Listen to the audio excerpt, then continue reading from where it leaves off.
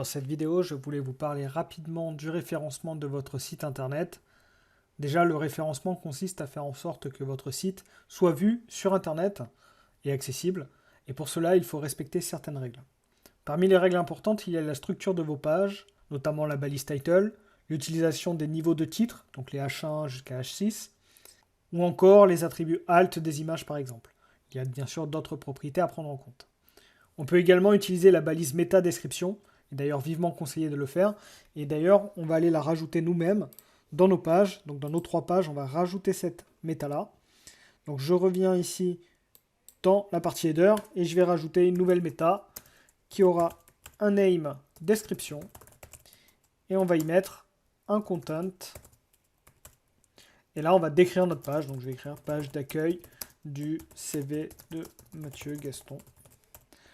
Voilà, donc on évite de mettre juste des mots-clés, sinon c'est pas très pertinent et les moteurs de recherche n'apprécient pas trop.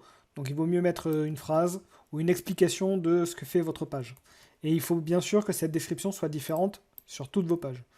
Donc là je viens de faire cette première description sur la page CV. Je vais aller également faire une sur la page expérience. Donc je vais rajouter cette méta.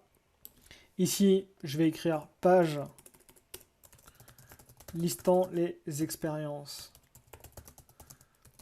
de Mathieu Gaston. Voilà. Et ensuite, la dernière, je vais renseigner formulaire de contact. On va écrire. Je vous conseille donc de bien renseigner cette méta description qui est quand même très importante.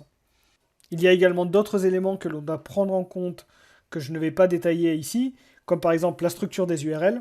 On a utilisé des noms assez simples comme contact, CV, expérience pro.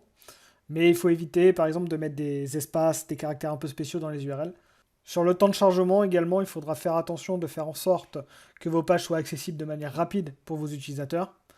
L'utilisation d'un sitemap ou d'un fichier robot.txt qui permet d'indiquer au moteur de recherche l'existence de vos pages, de toutes vos pages.